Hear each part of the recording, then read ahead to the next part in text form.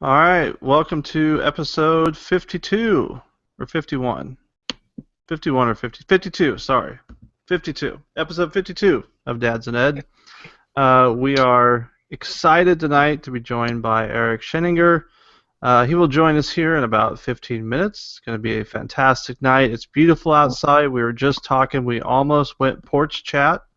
My Chromebook it was not charged up, so I had to be closer to an outlet. But it's beautiful enough to be outside. I got the windows open, and should be a good evening. My name is Josh Allen, Tech Integration Specialist at Lewis Central. 3 wonderful kids, 1 on the way in August, 1 beautiful wife.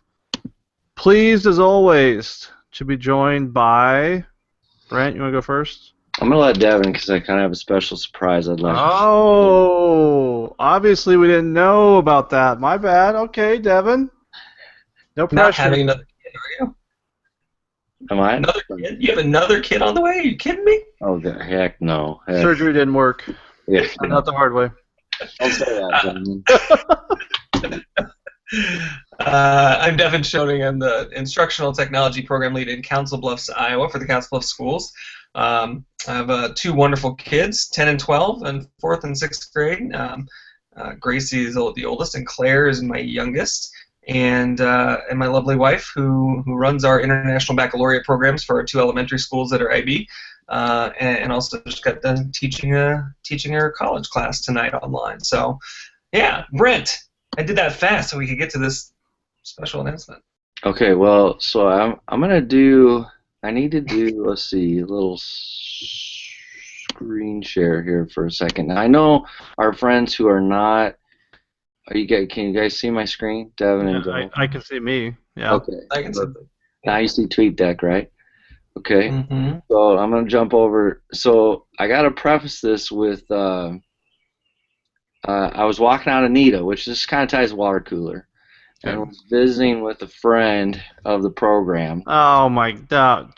And she suggested that I show this video. Now it has no sound, so I know for my friends that are not watching the show live, you're not gonna be able to see this. But Josh walks into his office with a little Mr. Rogers cardigan here, and puts the cardigan on, even buttons it up. Has a little trouble with that. He's got a little midsection there sticking out, and then sits down, kind of laughs at the camera, has a drink of his coffee.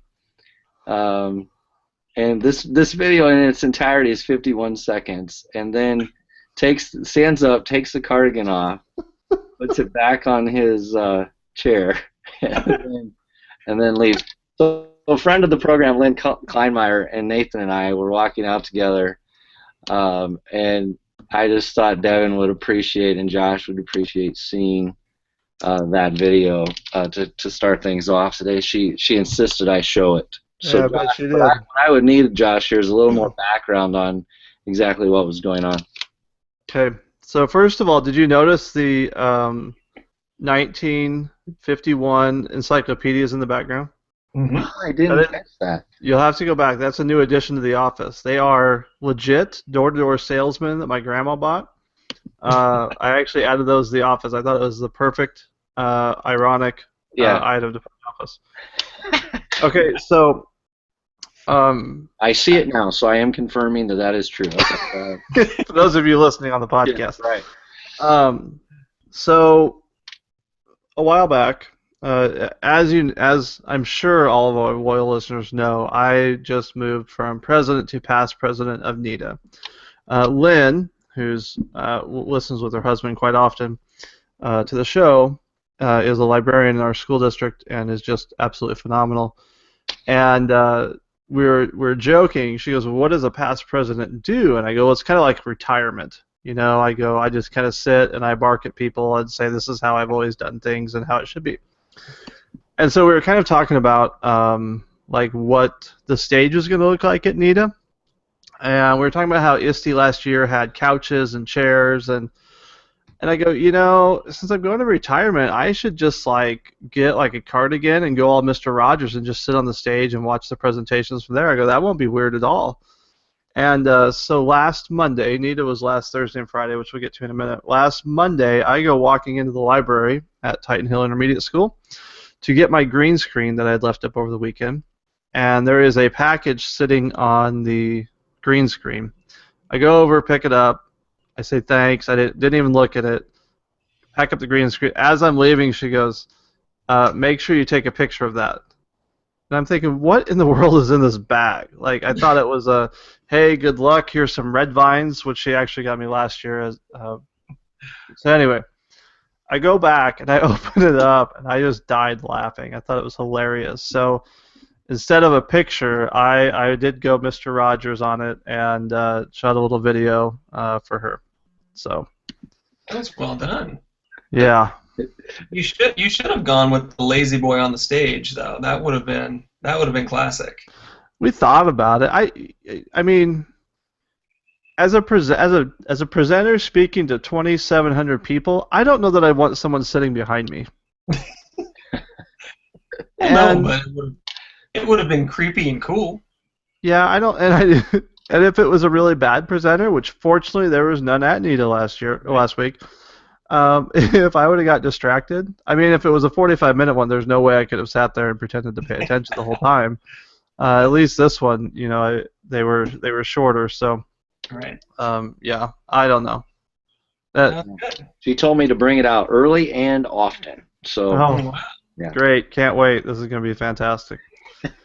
So We'll make sure and show him when he comes out, see what he thinks. Yeah. See if he can analyze the video of you taking off and putting on a cardigan. I don't know if that would make it into like Huddle's like end of the year moments. Oh man. So yeah, I have the cardigan. It is hidden. It is not here. Otherwise, I'd go grab it. But thanks, Lynn. I owe you. Yeah, you're the best, Lynn. Good job. Yeah, I'm gonna have to think hard on this one. We All could right. share, Josh. She had a pretty interesting, funny video on our picture on Instagram today. You could put that up of her floating with her iPad. So so the big joke, a lot of our iPads. So Lynn and I started at the same time. A lot of the iPads that were bought for kids through a grant came with these big puffy iPad cases, which someone this weekend mentioned were like a life preserver. So on Instagram today, Lynn's got a new green screen that she's been going nuts with. And so she put herself in the water, like all you could see was her head and her hands, and her it looked like she was being supported by the iPad and the life preserver case, which is just hilarious. Yeah. So anyway, good times. Yeah, she tagged me in that, and I said, "Hey, I didn't say anything about it. Yeah." There was someone in my vicinity that was commenting on how fabulous it was, but. Actually, I was over there today, and we were videotaping some kids, some speeches. They're getting ready for a speech contest in 4th or 5th grade. And you have to use any of our iPad. We're using the green screen with Dew Ink, and so we have to take the iPad out of the case to actually get it to fit into an iPad tripod holder. So she goes, well, you can just take the iPad out of the case and take it over to you. And I said, well, I would do that, but I want to make sure that we're not flying over any ocean in case I need to use it as a flotation device should the plane crash. So I get a couple good jokes out of it frequently.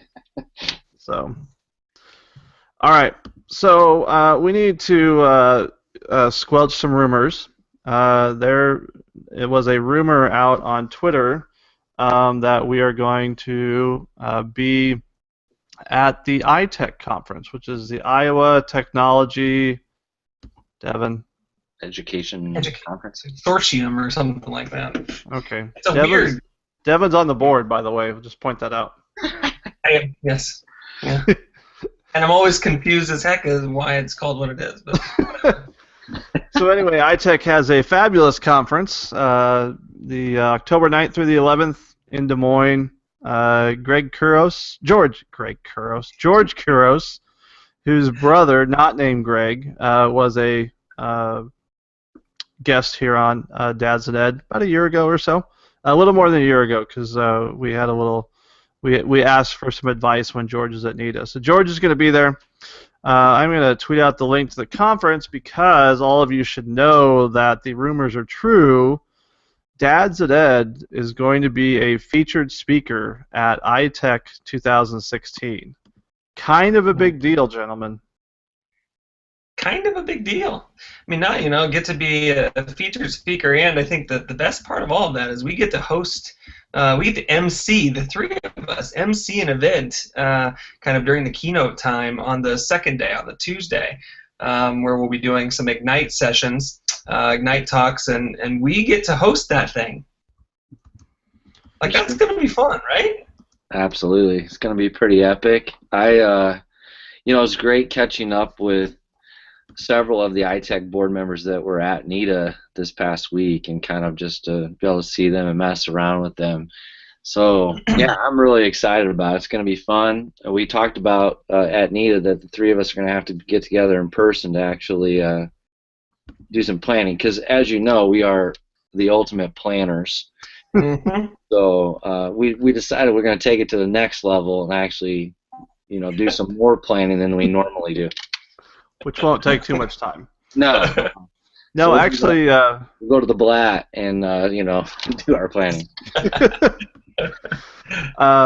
Yeah, actually, and fun fact, the three of us all got to actually be in the same spot at one time last week. So Brent and Devin were at NIDA, the NIDA conference last week, along with 2,900 of their closest friends, and so the three of us actually got to stand and sit and chat for a while. So very excited, very humbled to be asked by the iTech board to do that. Looks like, according to the website, the Ignite talks are going to be by Chad Kafka, who is actually on our short list of people we need to have on the show anyway. Mm-hmm. That might be a good time to do that. Chad Kafka from Wisconsin is going to be there doing an Ignite session. Pernille Rip from Wisconsin, who is fabulous. She did an Ignite talk at ISTE and was just amazing. Mm-hmm. And Carl Hare, I think that's how you say his last name. He's a tech director in Ames. He also does the GAF admin podcast. They did a live version at NIDA last week. So anyway, we're excited for that. We're actually going to host the Ignite and then do some breakout sessions. So if you have any good ideas for breakout sessions, let us know. We're always open for new ideas. So. Yeah, and if you have the plans for it already, that would be even better. If you have it. If we could just use your presentation, that'd be awesome. No, it's going to be fun. It's not often enough do we get to probably get together in the same place at the time, like you said, and of the 2,900 of our friends that were there, I think Brent actually knew like 2,807 of them. Yeah. There were only a few handfuls that he didn't know. So that was fun too, like just to be in his presence as 2,803 people came up to say hi. That was pretty cool. Stop. That's hilarious. I don't know anybody. What was your Brent takeaway from NIDA? We talked a lot about NIDA, and before we do that, Josh and the NIDA board did an outstanding job with that conference. Really had a good couple of days, and heard nothing but good things. But what was takeaway for you, Brent? Yeah, no, I agree with you there. Great conference as usual. Yes, I'm a hair biased, having been on the board and an Omahan, born and raised, and just appreciate what Nebraska does with everything. And that conference is fantastic, always has been. But honestly, yeah, I mean, you're teasing me about all the people, but for me, really, it is about the people and the connections.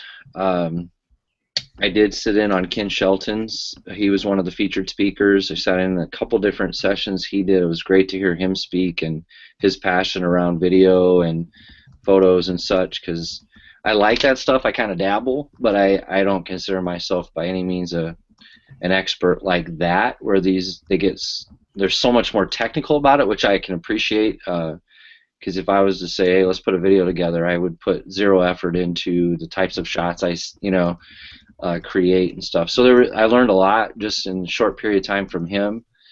And yeah, I think for sure just connecting with you guys and everyone else, it's always great to have conversations to push thinking. And after listening to keynotes and kind of debriefing about those, and I like the style personally. I know whether everyone did or not, it doesn't make a difference, but I enjoyed the kind of breakup of the 4 different instead of kind of 2. It was basically 4. It was kind of doubled, and they broke that in half essentially, and I enjoyed that. So yeah, I thought that was a cool way of just kind of doing something different. So kudos to Josh on that one. Yeah, I liked the shorter talks as well, the 20-25 minute talks, kind of in that range. I liked that. I liked having a number of different viewpoints to kind of get you going in the morning.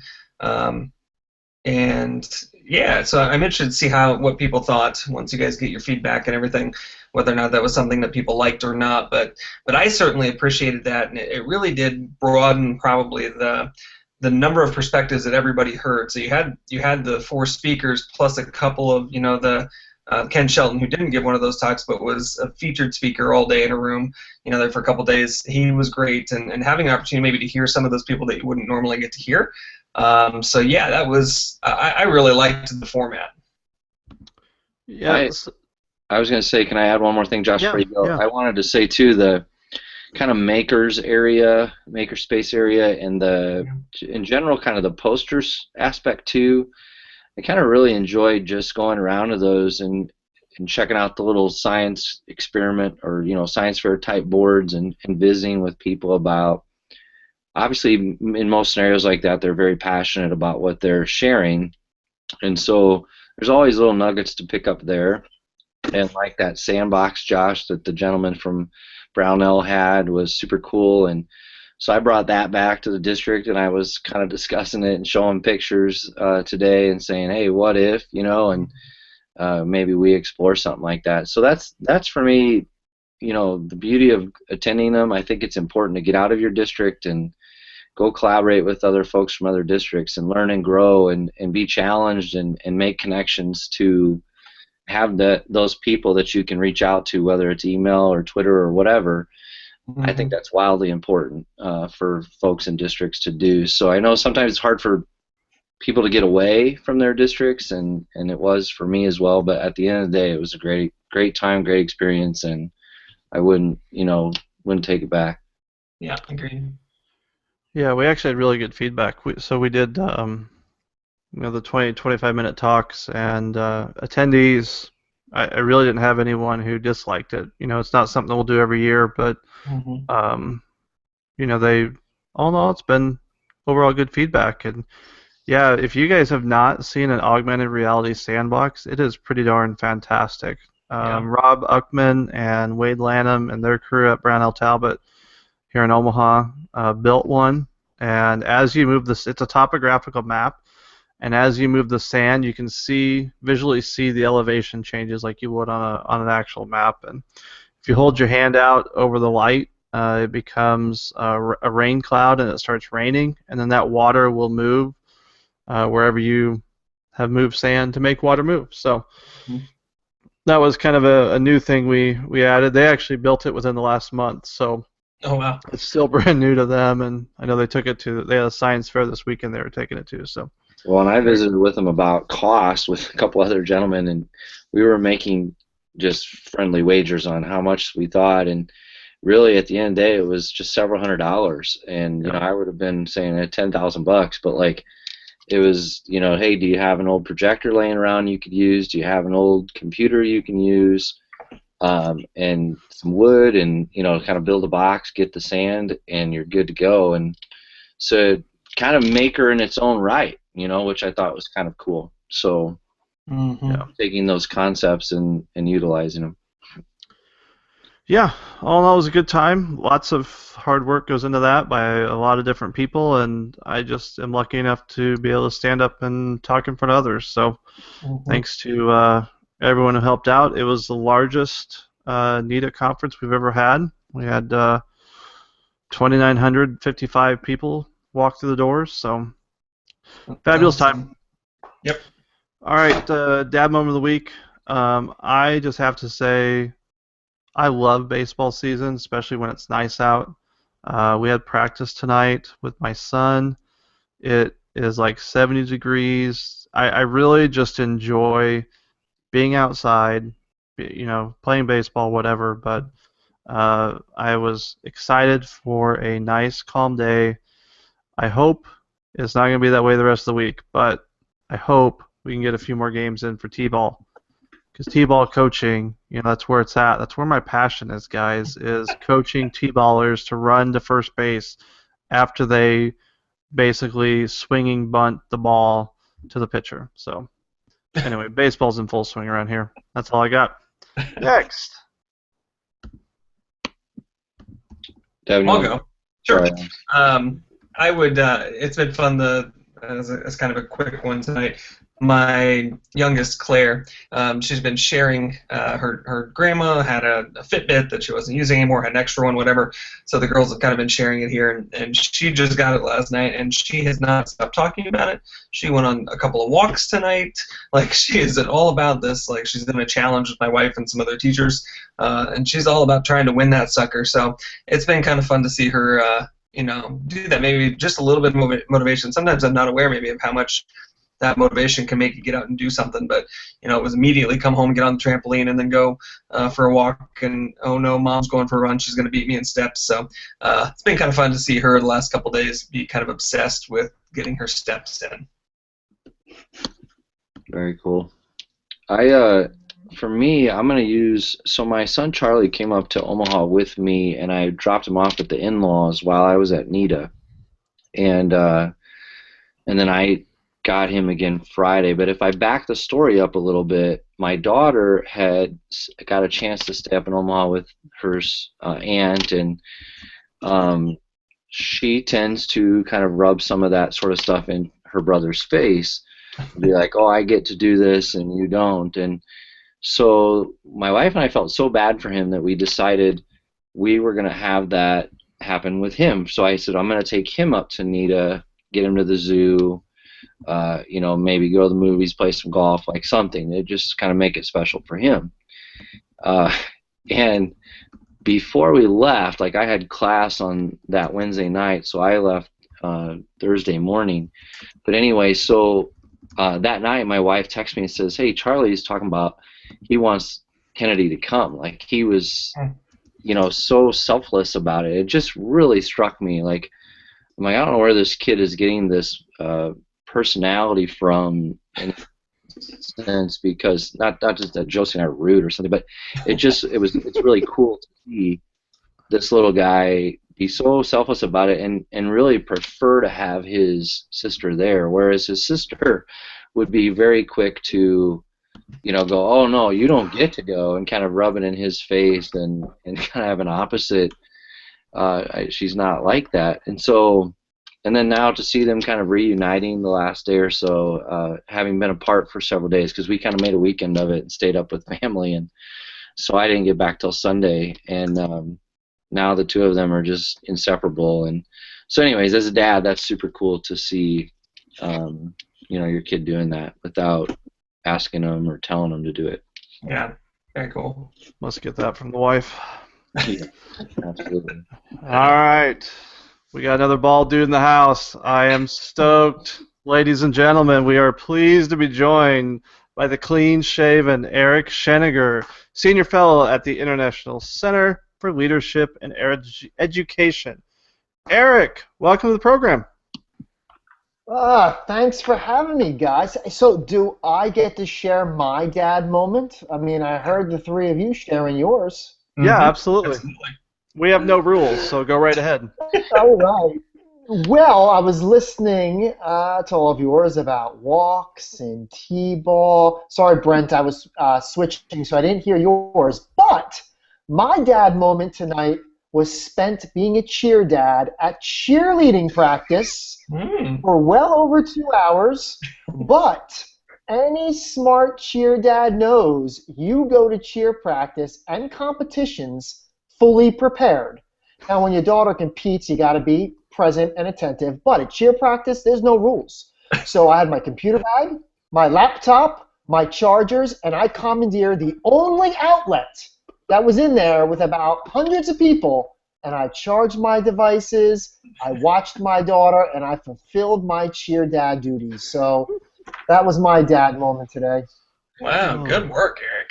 Way to Man. be prepared. That, oh, You know, ballet is, yeah, I do ballet, but we haven't got to cheer yet. yeah, you haven't lived as a dad until you're a cheer dad. Oh, boy. That's all I'm gonna say. That's a whole nother You're card lucky to I'm not play. wearing my Yeah. you're lucky I'm not wearing my cheer dad shirt. I can't put that out there publicly. Is it bedazzled? No, I would not let any bedazzle on my shirt. But let's just say it's something that I don't think I would share on Twitter. You know. Oh, well, Eric, other than being a... Go ahead, Devin, sorry. No, I was just going to say, go ahead and, if you can, tell us a little bit about yourself, your family, what it is that you're doing now professionally. Right. All right. Well, I'm a Northeasterner as well as my wife and kids, but we recently moved to the great country of Texas because my wife got sick of the snow and the cold in New York City. Can't say that I blame her. So now we're all happily down here in Texas where it was 90 degrees today, but it was nice, our first real Texas day. And, you know, my son is in 5th grade. My daughter is in 3rd grade. You heard my daughter's so into cheerleading. My son is into golf. They both love Minecraft. My wife was an English teacher and guidance counselor, but now she's on hiatus because that was part of the deal with moving to Texas. So I was a principal in New Jersey before becoming a senior fellow at the International Center.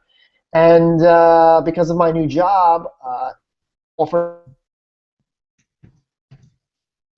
So wife picked Texas. I agreed because it's a central location. And I now am blessed to travel the world and speak on digital leadership, learning, school transformation, all those facets that I was blessed to work with an amazing staff in New Milford High School, New Jersey, and implement some real cool changes. But, you know, from a personal perspective, this role is kind of tough because, you know, being a dad, I am now away from my kids a great deal, which is very tough. Last week, I started in Malaysia and ended up in San Antonio, which is close, but I didn't get home for 6 days. You know, so I love the fact that my family supports my passion. But it is tough because you run the risk of missing some things that are near and dear to your heart. And I try so hard to plan in advance and block days off. And, you know, I'll just end with this. You know, last weekend was this event called Photos and Flashlights. And the week after I booked the gig in Malaysia, we found out when the date was for Photos and Flashlights, and my kids were heartbroken. Yeah. I mean, that to me, it brought me to tears because, you know, on one end, I'm supported, but on the other end, I want to do what's best for my kids. And you know, it's one of the toughest things about my transition. But you know, I love my job. I'm home now for 10 straight days, so I get to see my kids, be with my kids. I'm present when I'm home. And when I was a principal and I was connected, I was not present with my kids as well as I should have been. And this job change has given me a better perspective at what it really means to be a dad and what it really means to be present with putting technology away, doing what my family wants to do, and just really enjoying life. You know, that's really interesting. We talk a lot on here with everyone about that balance between family and work and how hard that is. And you kind of touched on it a little bit, but because you're traveling and because your kids are so active, you know, with putting the devices away and what have you, what are some other things that you do to make sure that you are present when you're able to with kids? I mean, I even not traveling nearly as much as you do, you know, we all struggle with it too. Everybody does. So what are some things that you really focus on when you're home? Well, one is being strategic and taking advantage of my family's sleep schedules. I am not a sleeper. I tend to go to bed when my kids go to bed, but I wake up on a weekend 2 hours before my wife and kids and dog get up. Wow, even the So dog. I make Impressive. sure. Oh God, yeah, we have a dog. Well, when I went to Malaysia, we had a guinea pig, but she's no longer here. But that's another story. And she didn't die. We had to ship her out. Okay, thanks for But clarifying that's that, by the another way. story for another day. Yes. But I take advantage of those 3 hours, and I make sure that when they get up, I'm doing breakfast. I'm doing whatever they need me to do, helping them homework, going for bike rides, going outside. But that's strategy number one. Strategy number two is the move to Texas really allowed my kids to be real kids in New York and Staten Island. They couldn't just go out inside and play like I used to in a rural area of New Jersey, and probably like many of your kids get to experience. Yeah. But there's always a parade of kids, and when they go out to play with their kids, if my wife doesn't need me, and I make sure to attend to her first, I'm then focusing on things that I can get done. But so it's finding that balance. What technology's a lifesaver, FaceTime with my kids, being able to FaceTime my wife as well. I mean, it really has allowed me to be more connected when I am away.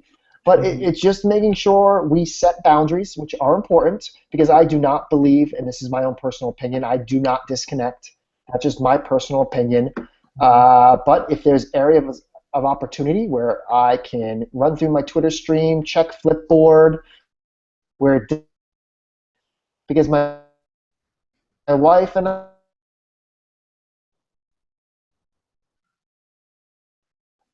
as parents, and it's just really, again, it's like I'd much rather be out riding a bike on a Saturday, Sunday, or after school than sitting on my computer, which is something I had a great deal of trouble with early on.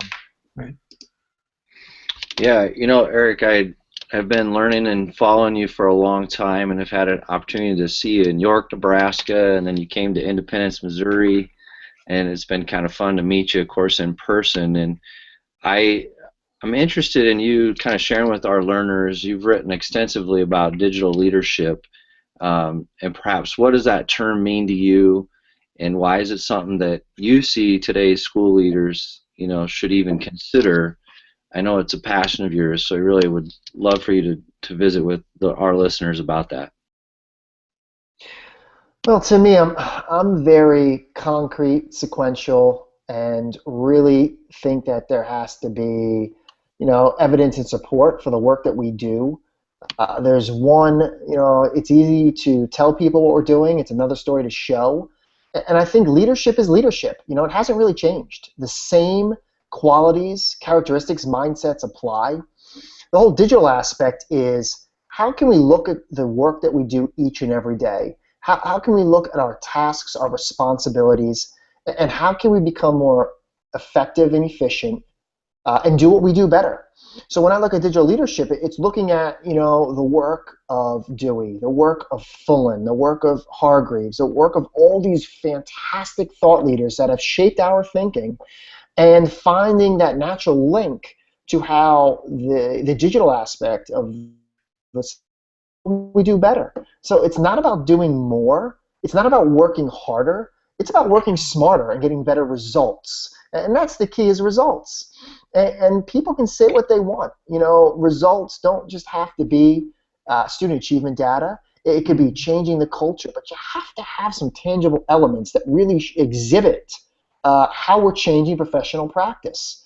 And during my work as a principal, we broke that down into the 7 pillars, which I wrote about in my book.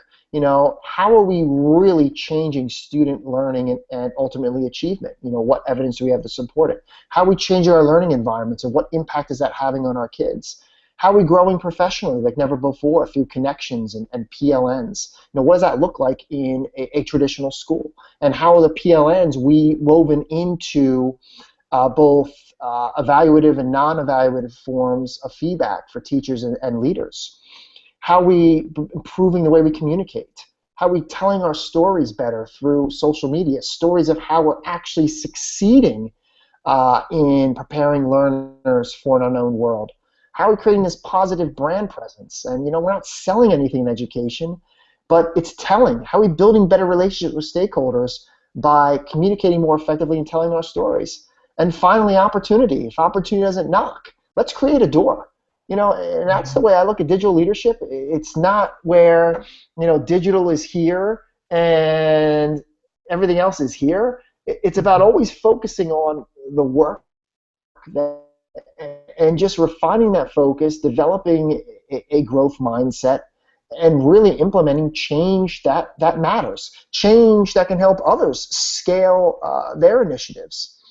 So, that's really how I see digital leadership. And now, my broader work is, the key is, the challenge is, in the ed tech world, I heard you guys speaking about NETA before. Fantastic that you got 2,900 people to come to your amazing conference. But, I see the ed tech world as a silo. And in this silo, we see and hear all these amazing stories. But, I think the digital leadership aspect is, how do we take that to a broader audience that, needs to start drinking the Kool-Aid like all of us, that's seen the impact, that knows what it can do for kids, teachers, administrators, and communities, and really take this broader message to the ones that really need it. And that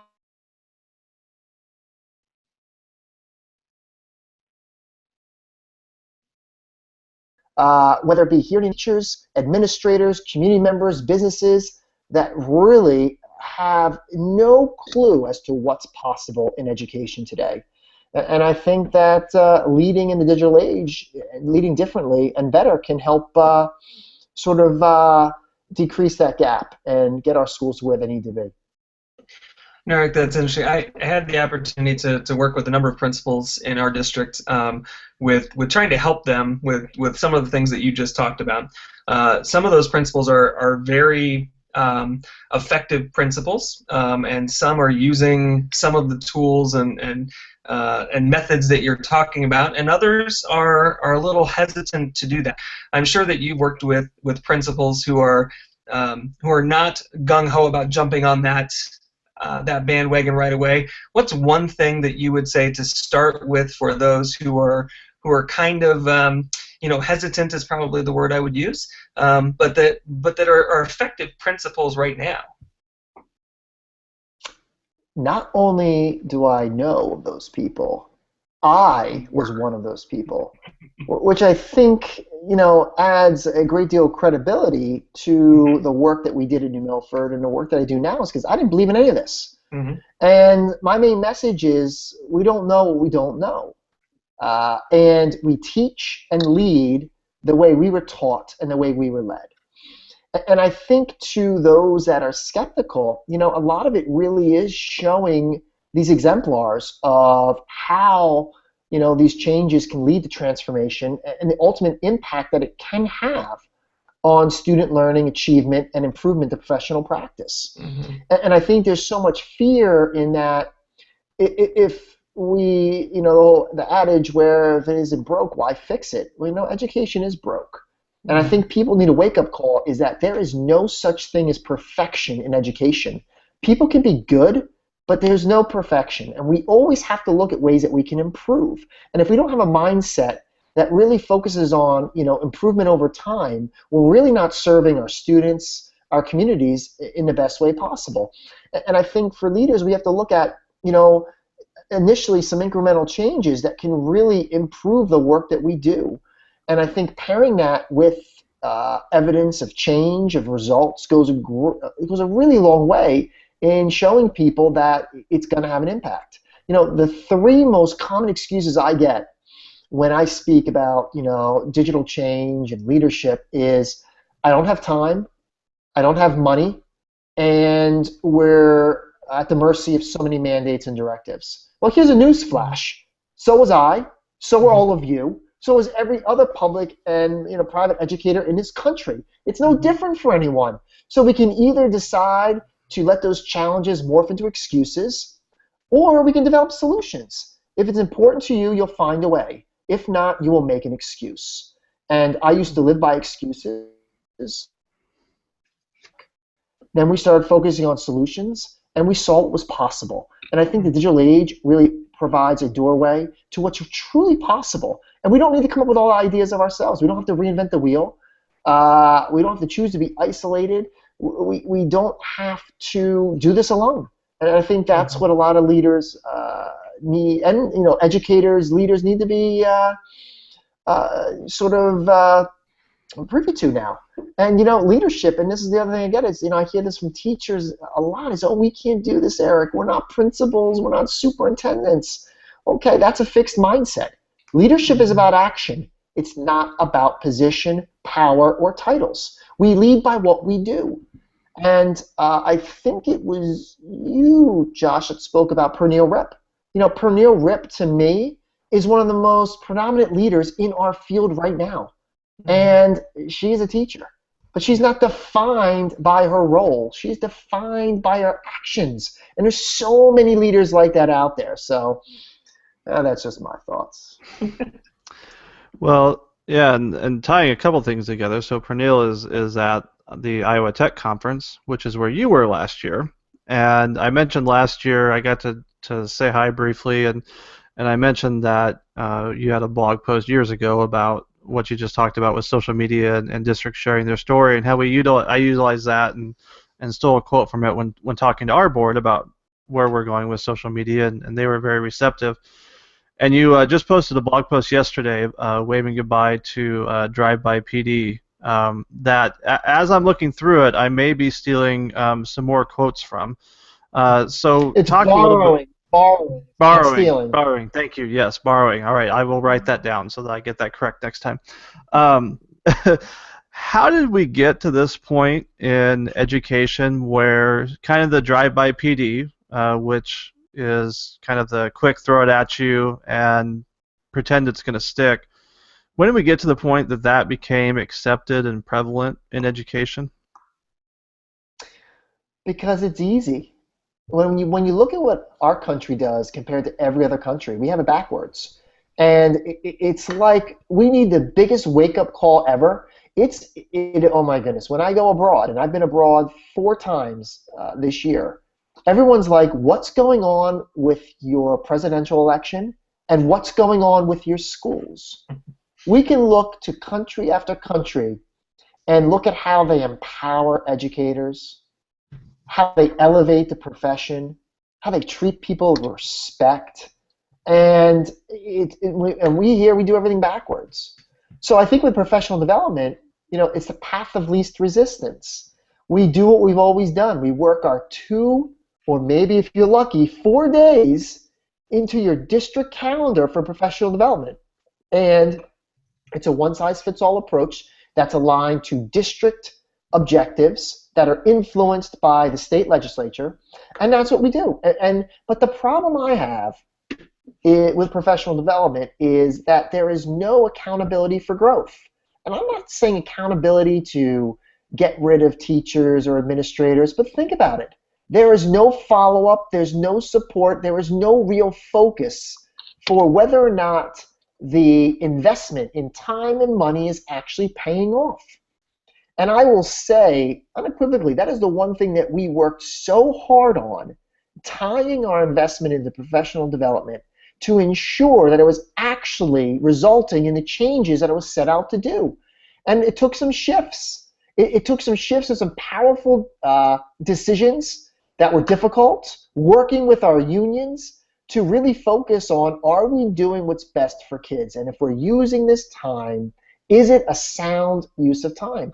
But again, professional development, it's part of our American culture, where we do our PD days, we come in, we get a rah-rah, keynote, usually from people that have not done the work, that have not really, it's inspirational. Hey, listen, I love a great inspirational talk, but you know what? I grew very tired of it as a principal because I wanted information, insights, strategy, and ideas that I could use right now that worked in other schools similar to mine to help us get better. So I think we have to be very much more reflective, and it's not about money. Districts waste. Again, I did the budget as a principal.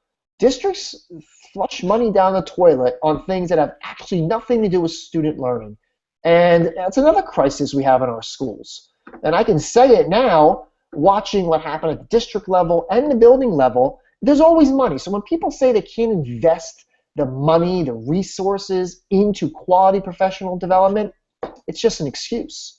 You know, they're squirreling their money away for their pet projects or to pay off other issues that they overextended on. So I think we really have to have a serious conversation about professional development that many districts are not willing to have. And that's why I threw that blog post together, because, you know, I'm seeing it time and time. And listen, I'm in the professional development business now. I am. Mm-hmm. And I'm not looking to get myself more work. I'm looking to how can we really help districts. And I got a conversation today with a gentleman that was doing some great stuff with personalized PD. But then again, there was no sort of support structures to make sure that those personalized approaches were actually resulting in transformation to professional practice. And that's important. And it's, you know, the accountability word is so toxic in our system. You know, we can't look at it as a bad thing. Every other facet in society believes in accountability. In education, we have to look at accountability as to how can we get better, how can we meet the needs of our kids, and how do we know if we're really doing a good job or not. Mm-hmm. Awesome. Hey, Eric, we have a hashtag Dads and Ed, and so we have live viewers listening to the show that chime in. And Brandon Tim's a young man out of central Nebraska, Aurora Huskies, in fact. And I kind of threw out to him, like, since he was listening, if he had a question for you. And he says, any pointers in how to help encourage your peers to take risks in the classroom or share their story? You know, I always tell people that the challenge of change does not rest with you, because we get it. We believe in it, and that's the thing. Sometimes I'm speaking to these people that really embrace change and get it, and they want to know how to take it to the next level. The real challenge, I tell all those individuals, is the hard work starts now. How will you go back and persuade, motivate, and inspire the entrenched naysayers, antagonists that every single one of you work with? Lord knows I had mine. I knew who they were. And I worked harder with them to get them to embrace change. And it starts with understanding that change is a lonely process. When we get away from our events and connecting with our talking about how important it was to meet with the people. And that's so important. But sometimes when we go back to our schools, it's direct opposite. It's lonely, it's isolated, it's a silo. And change, you have to understand that you're going to be the loneliest person in your school and in your district. But it can't stop you. And I think what you need to do is start to surround yourself with those people that share the same mindset, values, aspirations that you have. And work with those people to begin to start a movement. And movements can start small. That's what we did in New Milford. It was me, 5 of my teachers that I handpicked, who I felt believed in this vision and mission for how we can do better, and we learned how to unlearn and relearn. And I shielded them. I didn't care what people thought of me, and it was lonely. And it was especially lonely in my county, where none of the administrators in Bergen County, over 60 high schools, none of them wanted to talk to me about innovation. But then as we continued to be diligent about sharing our story, and CBS came, not one, 15 times, and all the other media outlets started to come all over our school all the time, everyone started to wake up. And you wake up by not caring what the other adults think, because more often than not, they want to do what's easier for them than what's better for kids, and you do what's best in your heart for your kids. And you share your work, you share the work of your colleagues, and you don't let anyone throw you off course. And then what happened was our change resulted not because of me. It happened because my teachers decided different and better was the way to go. Students accepted different and better. And that's what drove our sort of evolution from a traditional school to one where we were all sharing. And sometimes the share was, well, Eric, I don't want to do this out in the open. Can you share it for me? Definitely. So we have to look at how can we amplify the voices of those that don't want to be in the limelight, which is fine. And it's not about the limelight either. But some people look at it that way. You know, people look at it as humble bragging and, you know, about me and all this stuff. Well, you know what? Those people, they don't get it. Because in education, if we don't tell our story, someone else will. Why are we going to let others control the rhetoric when we have the power, the tools, and means to do it ourselves right now? So we just have to be patient. And I know that stinks sometimes. You know, people don't want to, they just want to move ahead. But if you mandate, direct, bully, it's never going to work.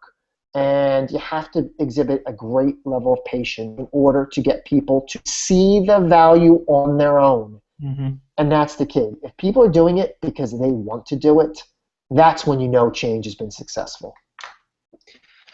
Eric, one of the reasons that we got together and started doing this is because, well, one, we just liked hanging out, but two, it was a chance to kind of talk about this intersection of being a parent and being an educator, and those two things seem to cross paths a lot. And one of the things that we tend to ask people that are on is how have those two things influence the other? So, for instance, how has being an educator influenced you as a parent, and then vice versa? You know, how has being a parent, when you finally had kids, how did that impact you as an educator? Oh boy, that's tough to answer. Let me think. So, how has being an educator affected me as a parent? Well, you know, I'm blessed to have a wife that was in education. Mm-hmm. My parents were both in education. My father was a principal for over 28 years at the same school. My mother was an elementary teacher for countless years. And I know from their parenting the impact it had on me.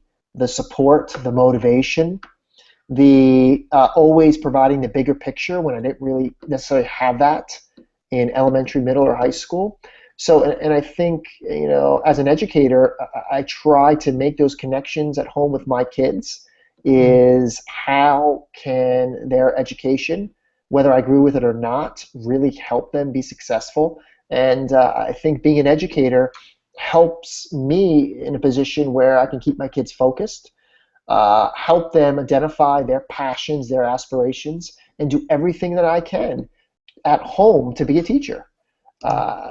Now, being the other, you know, flip side is now I'm a parent, and that is impacting, you know, my ability and sort of how I was an educator even more so now. But, you know, I think for me now I have the parenting hat on, and being an educator it's made me very critical of the type of education that my kids got in New York and the type of education that my kids are getting now. My kids are students, oh, I'm losing it. My kids are not big fans of school, and that really hurts. And my wife has had to talk me off the ledge where I was going to be that guy, where I was about to cross the line from parent to educator. But I tell people I pay taxes, I can speak my mind. So it's trying to walk that fine line, knowing what I did as a principal, knowing what I see now across the country and all over the world, knowing what works and what does not work, seeing how involved my students are with my kids are with creative play, with Minecraft, and things like that, and trying to motivate them when they don't want to go to school. And that's a challenge, is balancing the parenting and the educator hat that we all know. And it's tough because we know what educators go through. And we know what we've all gone through, where parents have come in, just laced into us, not understanding what we go through, walking in our shoes, knowing what we deal with. So my wife, and it's ironic, my wife talked me off the ledge today. And I will share this personal story. I have a huge issue with grading and how we grade. And my daughter did not do well on a test. She got a 68.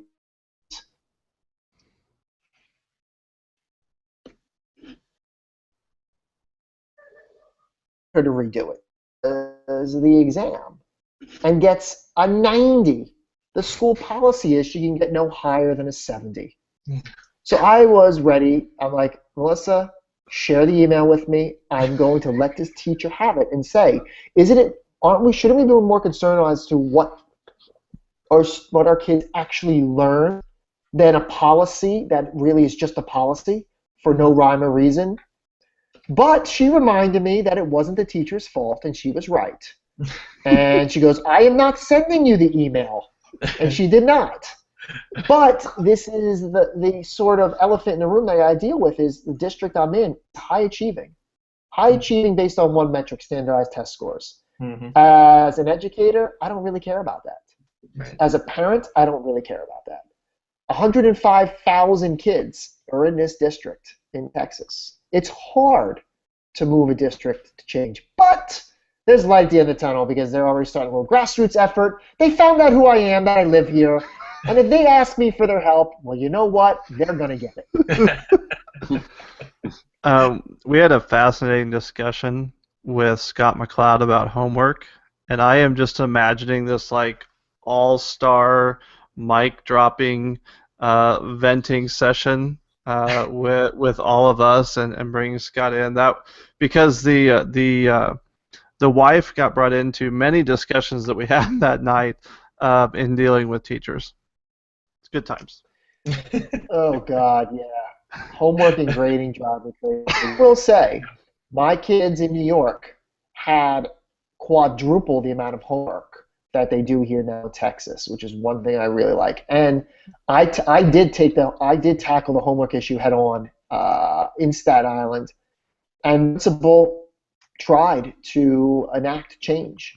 And it got to the point where I told my kids, my kids were slaving over their homework, going to school, and it got spot checked. And I'm just like, what the heck is the point, and why is it so much? And what happens with homework is it makes kids hate school. Right. And that's a problem. And, now my kids, they do it in chunks, which is great. Homework is not dominating their lives. They are actually able, and I'll give credit. There's things I don't like about the Texas education system, like STAR, and how everything revolves around that test. But recess at school than they did in New York. And they are spending less time on homework. Mm-hmm. So it's got a little bit better. But yeah, homework and grading. Ugh. Yeah, we don't have time for a 3-hour podcast, so we're not even going to go down that path. Good. Hey, we have a few other things that we need to wrap the show up with. Are you able to stick around for a little bit? Yep. All right. So we first of all, thank you for your time. We Absolutely. Phenomenal discussion. I'm glad we get to keep you on here for a couple more minutes. All right. So we typically do an app or site of the week, someone to follow on Twitter who we're learning from, and a coming event. So Eric, I'm going to give you a few minutes while we do ours. You're welcome to chime in whenever you're ready. Brent. Okay, I'll make a list. All right. We'll give you a minute. This is your quiz.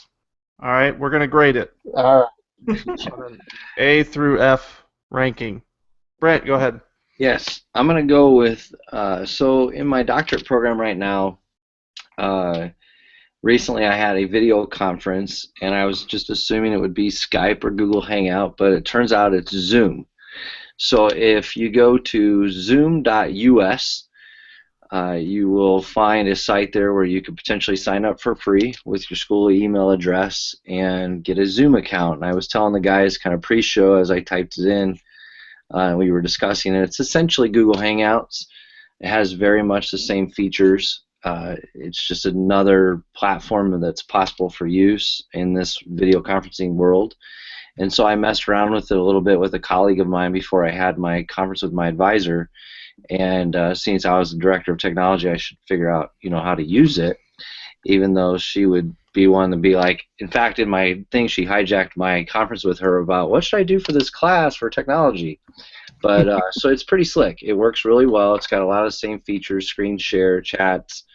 I was telling the guys that it's very clear and seemed to really be, no problems at all as far as some of the glitches I see in other things sometimes with Hangouts. But as you all know, I love Google stuff, so I'm a fan of free, and it is free for the most part. I think there are paid versions of it, and Perhaps businesses are using it more. I'm not sure, but anyway, it might be worth checking out if it's something of interest in a different platform. So Zoom.us. I tweeted it into the hashtag. Eric, do you have an app or website that you're enjoying lately? Yes. I'll give you one that's not free and one that's free. All right. I've loved using Flipgrid in my presentations. If you've never used Flipgrid, it is awesome. You can get hundreds of people to respond via video. You can have multiple grids with questions. It's a great way to reflect after a day of learning.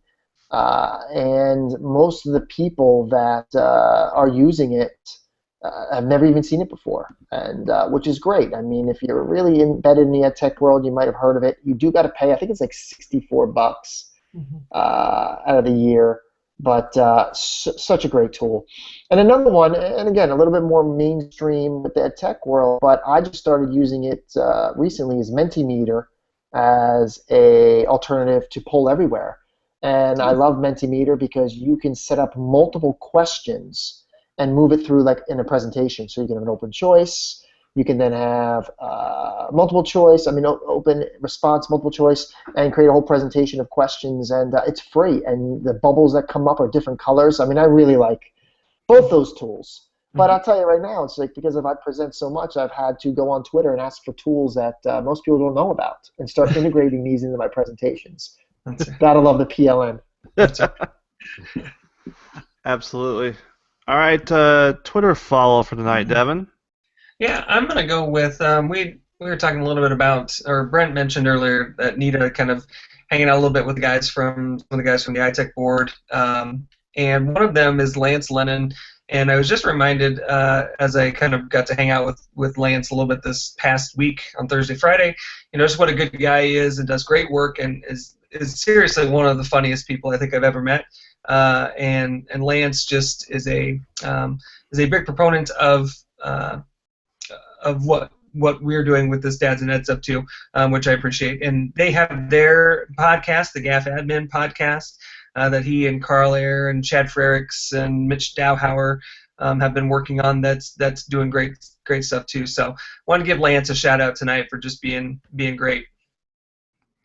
I will second that. Lance is absolutely hilarious, and knows his stuff too, which is fabulous. So, Eric, who is someone that we should be learning from on Twitter? All right, and I'm gonna butcher his name, but he is one of my colleagues at the International Center for Leadership and Education. I've just come to know him over the past couple months, and he has done some amazing work with technology integration, blended learning. His name is Weston Kishnick. On Twitter, he's at WES_KIESCHNICK. I know it's a mouthful, but he's doing some work. He's been in a district in California, Coalinga, helping them with the digital transformation for over 2 years.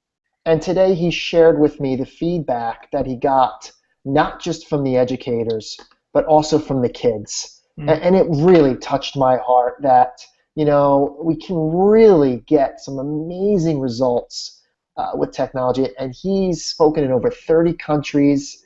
He's working to build his digital footprint, and he's great. And I will share his Twitter handle with the Dads and Ed hashtag a little bit later because I know it's a tongue twister, but he's someone that I really think people should connect with on Twitter. Perfect. Awesome.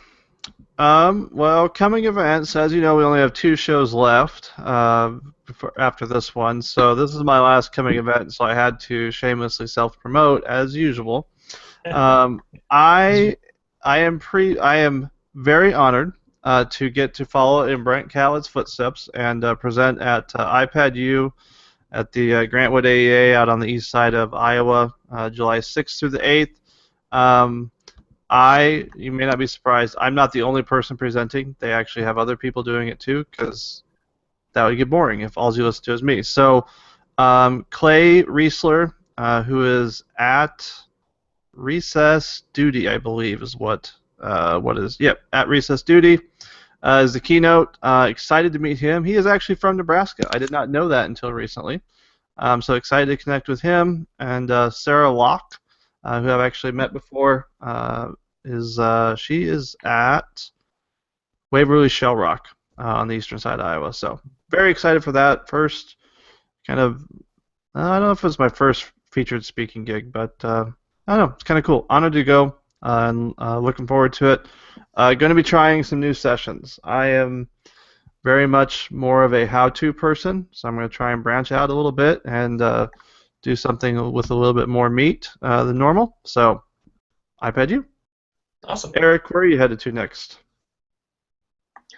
Well, I'm going to use this as an opportunity not to say where I'm headed, but to do a shameless plug for an upcoming event that my organization hosts. It's the Model Schools Conference. Now, I'm going to say this, and everyone's just going to shake their heads and be like, oh, it's the same exact dates as ISTE. But I get the keynote every year. We get between 5,000 to 8,000 people, so it's a good deal. But the Model Schools Conference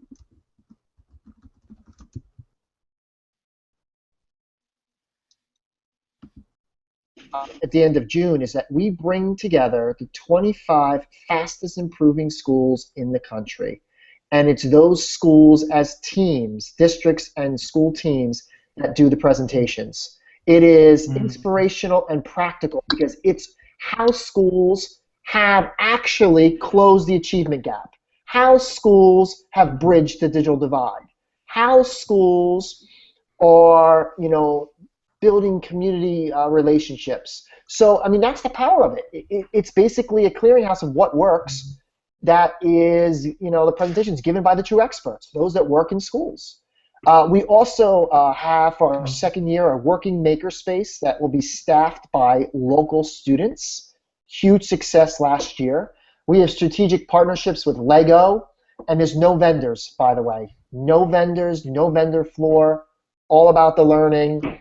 And this year, we're excited to say that my parent company, HMH, Houghton Mifflin Harcourt, has an exclusive partnership with Google.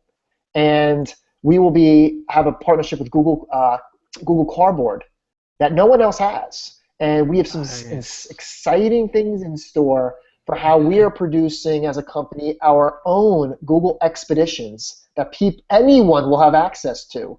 As part of the textbook series that Houghton Mifflin is working on. And people are going to be able to see what those expeditions look like, the ones that have been created, and we'll be designing a whole bunch of learning experiences around that. So, Model Schools Conference, but where I'm headed, I go to Atlanta next week, and then after that I'll be in Australia for 10 days. Nice. All work. Yeah. Devin and I, both of our districts got to do the Google Expeditions, and our kids were just absolutely blown away. So it's very cool to see that, you can get some of that working towards getting some of that embedded right within the textbook piece, because those are fantastic. Yeah, and one of our things is we're going to be working on helping teachers develop quality expedition lessons. And those are some of the things that we're working on. Yeah. Sorry. No, that's awesome.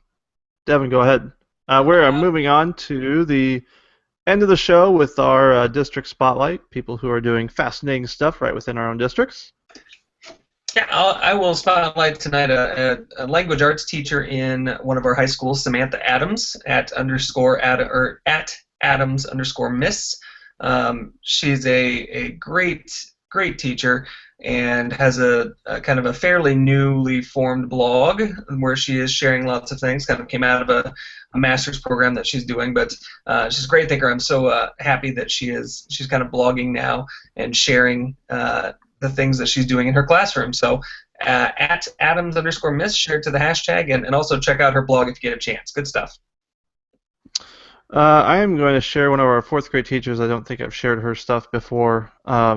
She, like Eric talked about, telling our story, and she's a great model for that. She does a good job once or twice a week of just tweeting out pictures of what the kids are doing, whether it's science, social studies, what have you. Tina O'Donnell, her Twitter handle is actually just Tina Donnell. She, like I said, just does a fabulous job of taking quick pictures and, doing actually integrating tech instead of adding it on. So that is mine for the week. Very Let's good. move down to Missouri.